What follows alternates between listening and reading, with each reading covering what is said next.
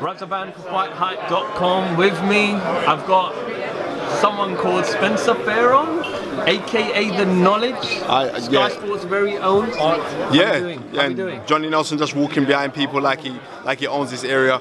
Yeah, I'm blessed, man. I'm blessed, highly favoured, and yeah, I'm grateful to be here. And I'm running back to my office in a minute now. We're obviously here today for the final press conference for Anthony Joshua and Charles Martin. Normal standard procedure? No, it's going to be an intriguing fight. The fight's going to end early. I believe this fight will go about 4 or 5 rounds. But not normal standard procedure. The normal standard procedure, if we're going by what we saw against Dillian Whyte, then maybe because this is a southpaw and he's got to get up close that distance. If he can close the distance, it doesn't matter if someone's a southpaw. Southpaws are difficult at range, at distance. If they've got range on you, then it's hard to fight them. But if you're up close, you nullify their work. And then you nullify their work similar to what Bernard Hopkins did against Antonio Otava. If you can do that, you can nullify his work. And nobody's got a bigger right hand in heavyweight boxing today than Anthony Joshua. And if he hits you with that right hand, I looked on the stats, some guy sent me some stats over on Twitter. I've forgotten the guy's name, so I'll just shout at you. But he sent me the stats. And his shots of throwing the right hand left hook is like 78% of his power shots that he throws out is right hand left hooks. So that's going to be very, very purposeful in a fight like this, that he throws that right hand left hook. And we say that's the punch for southpaws, right? To get your foot on the inside of their front right leg and throw right hand left hooks. I think that any Joshua will be able to do that. It's not going to be easy though. I was speaking to Charles Martin's strength and conditioning trainer, and he was mentioning to me that obviously they watched in depth the previous fight with Dillian Whyte. Yeah. And if there was anyone else in there except for Dillian Whyte, a David Hay or a Charles Martin, they are confident that they would have taken him out after Dillian called that left hook. Yeah, but sorry to interject. Do you understand the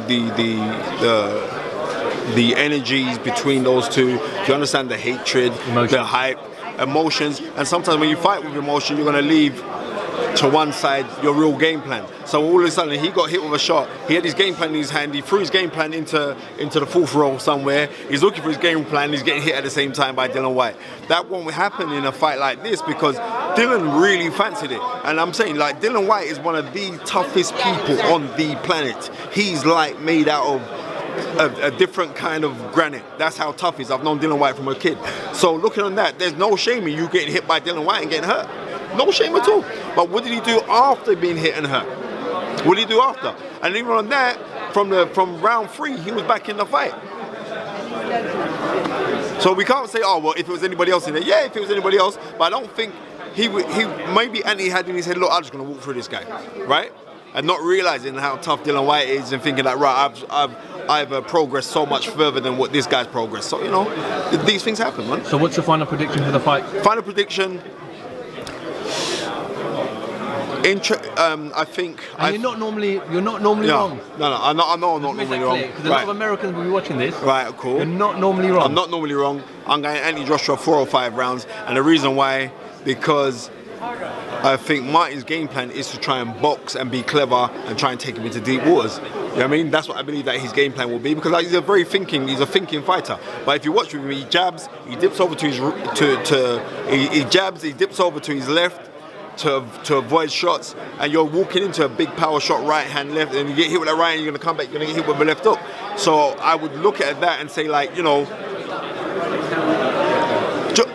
Josh is a good fighter. Martin's a very, very good fighter. He's a clever fighter. But to stop someone being clever is by jumping on him. And I think Joshua is looking to jump on him and see what he's got. And if he does that, then he's going to win the fight.